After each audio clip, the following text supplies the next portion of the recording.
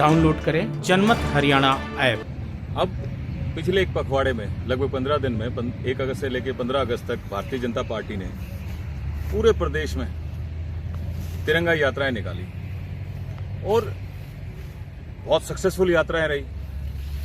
मैं भी उनमें बहुत सी यात्राओं का विटनेस रहा। और एक यात्रा जिसका मैं जरूर चर्चा करूंगा वो है जेपी दलाल की तिरंगा यात्रा। उसके पीछे 2-3 कारण हैं। एक तो ये कि वो यात्रा निकाली दलाल साहब ने, जो हमारे प्रदेश के कृषि मंत्री भी हैं, लुहारू के अंदर पूरा ग्रामीण आंचल, पूरा ग्रामीण इलाका, किसानों का इलाका, और जो उसकी बेस्ट कैरेक्टरिस्टिक थी उस यात्रा की वो ये थी कि भारी संख्या में लुहारू का किसान ट्रैक्टर पर दलाल साहब को सपोर्ट करने के लिए आया।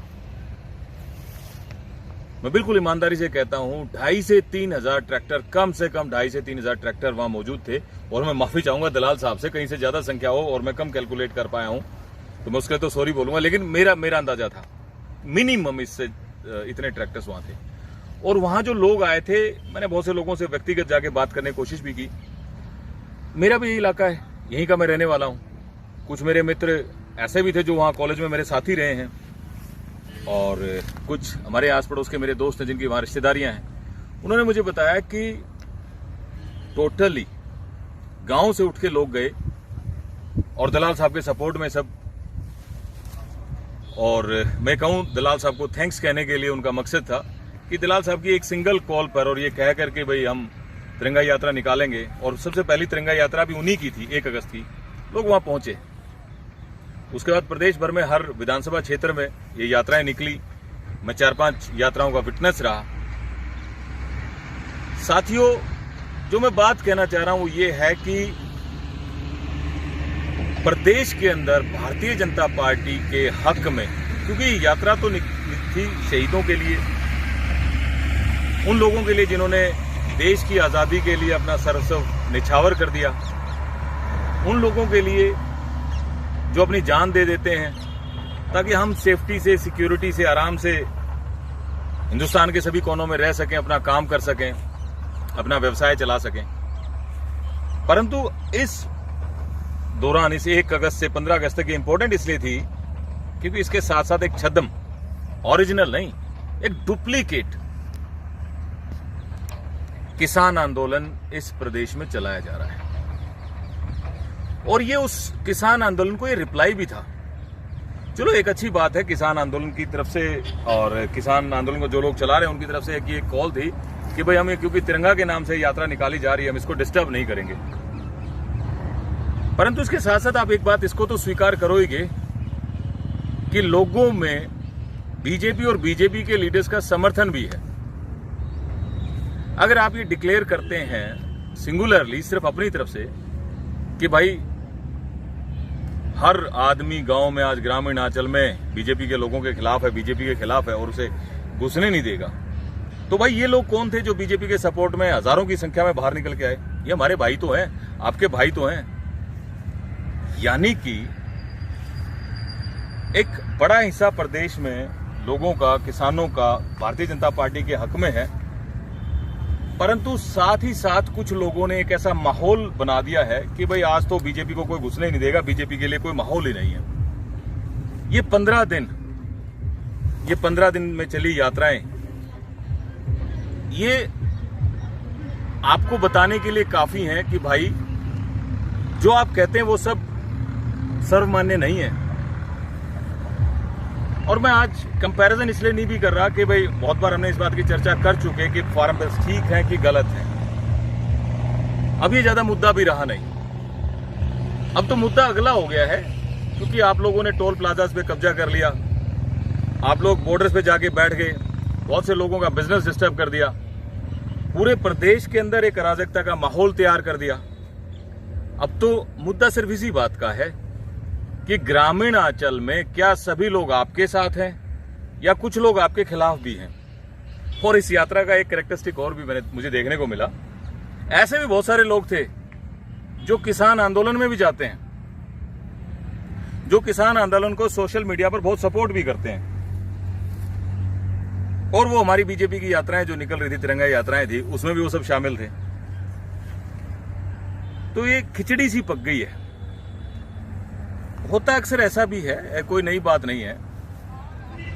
हमने अपनी खाप पंचायतों में ऐसा कई बार ऐसा देखा भी है कि जैसे कोई मुद्दा सामने आता है, कोई बात आती है और किसी विषय पर चर्चा होती है और वहां जो संख्या में बैठे जो संख्या जिन लोगों की है और उनकी संख्या ज्यादा है और वो किसी मुद्दे को जोर शोर से उठाते हैं, तो वो लीडर जो उनको लीड कर रहा होता है या जो उस पंचायत को डोमिनेट कर रहा होता है या मैं कहूँ कंडक्ट कर रहा होता है, या हमारे खाप प्रधान होते हैं, वो जानते हैं कि जो नीचे से आवाज आ रही है गलत आवाज आ रही है, लेकिन होस्टाइल भीड़ को, ये कैरेक्टर भी है और कई बार क्या होता है वीक लीडर्स का इसमें नुकसान भी हो जाता है।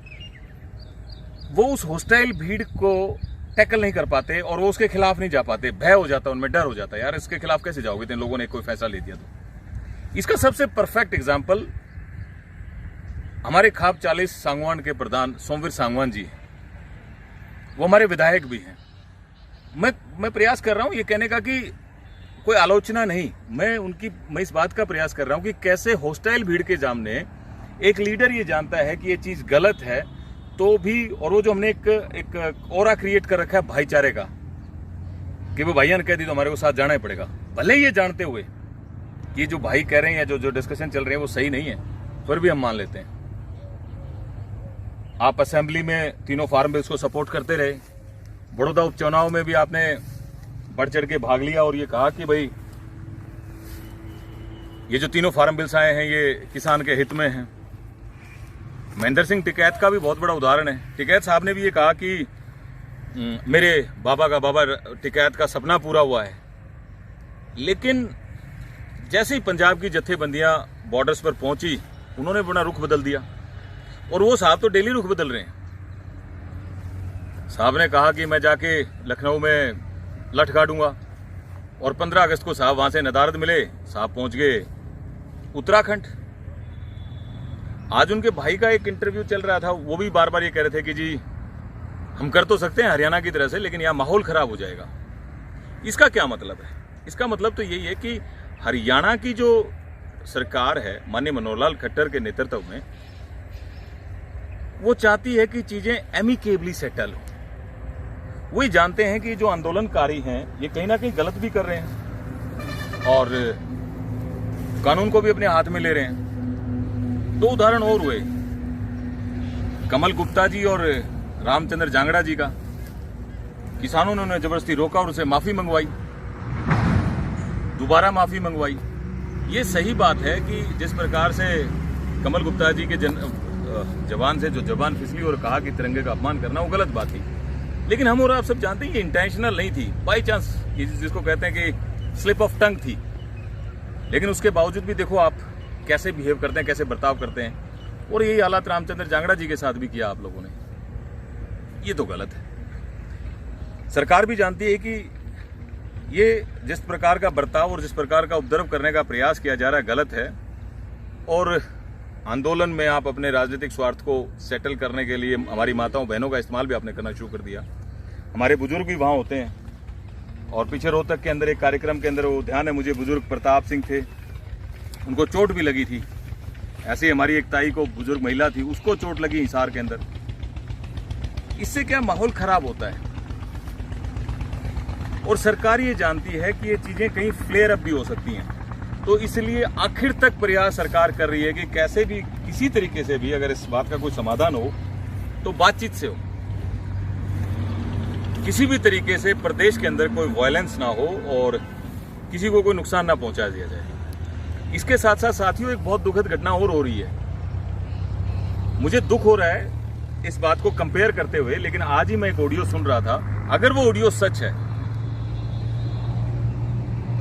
सिरसा के किसी गुरुद्वारे से जैसे तालिबानी डिक्टेट नहीं दी जाती, ऐसी एक डिक्टेट दी जा रही है कि कोई भी व्यक्ति अगर बीजेपी के, ये है गुरुद्वारे से कॉल, अगर नॉर्मल आप 5 लोग, 10 लोग, 20 लोग, 50 लोगों को इकट्ठा करके कोई पंचायत करते हैं, वहां कोई बात कहते हैं तो बात समझ में आती है, लेकिन आपने गुरुद्वारों का इस्तेमाल करना शुरू कर दिया।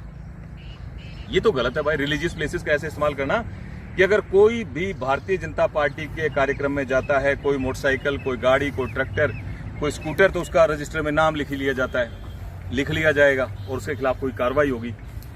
रिलीजियस प्लेसेस का इस्तेमाल हमने आज तक देखा था, तालिबानी लोग मस्जिदों का इस्तेमाल करते थे और मुझे दुख है इस बात को कंपेयर करते हुए। मैं चाहता नहीं इस बात को ऐसे कंपेयर करना, लेकिन ये आपने ये भी आप कितना कहां तक फिसलेंगे आप, मैं तो ये कहना चाहूंगा ये गलत बात है। आप करें, ऑर्गेनाइज करें, मीटिंग्स ऑर्गेनाइज करें, लेकिन गुरुद्वारों का इस्तेमाल इस चीज के लिए ना करें। ये कोई ठीक संदेश नहीं है और यही बात मैं अपनी खाप पंचायतों को के लिए भी कहता हूं।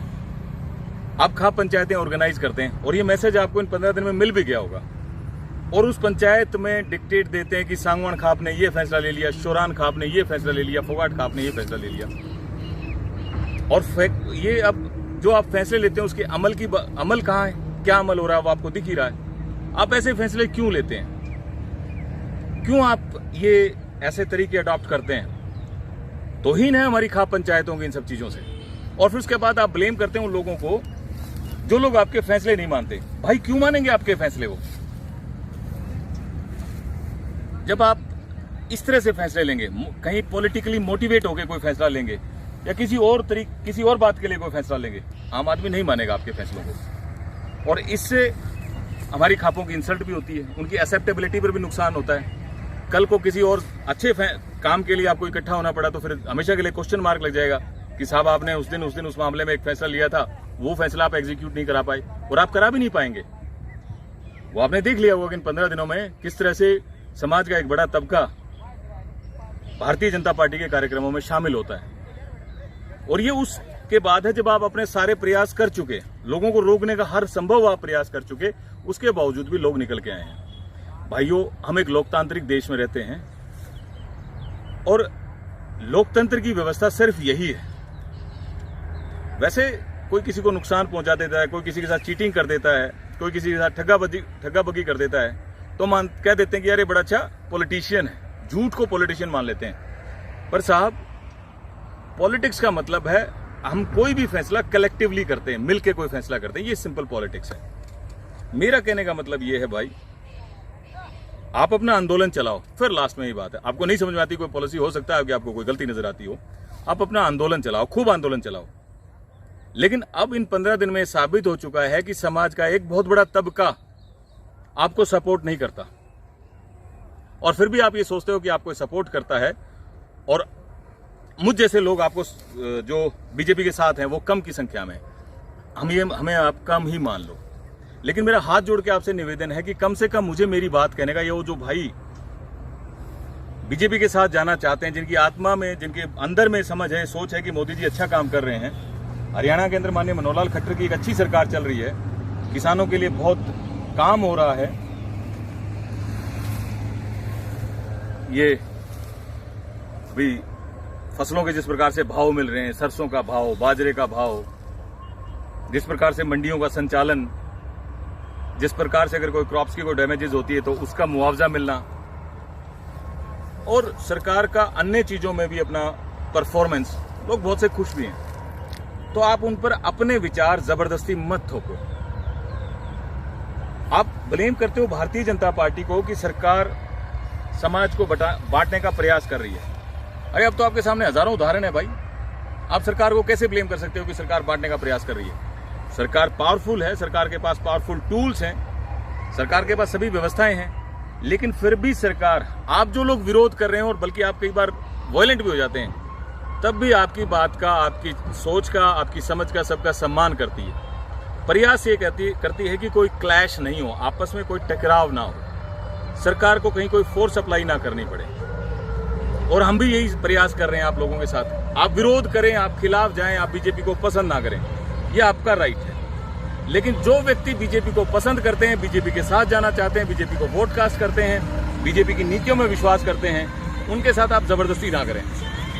मेरा बस आप लोगों से यही कहना है। और ये जो तिरंगा यात्रा है, ये इस बात का बहुत बड़ा सिंबल है कि समाज का एक बहुत बड़ा तबका भारतीय जनता पार्टी के साथ है, माननीय मनोहर लाल जी के साथ है। बस मुझे आप लोगों के साथ सिर्फ इतनी बात साझा करनी थी। राजनीति के आगे, राजनीति के पीछे, हर हलचल को जानने के लिए हमारे YouTube चैनल जनमत हरियाणा को लाइक करें, सब्सक्राइब करें और अपडेट रहने के लिए बेल आइकन दबाना ना भूलें। देखते रहें जनमत हरियाणा, सच के अलावा कुछ भी नहीं।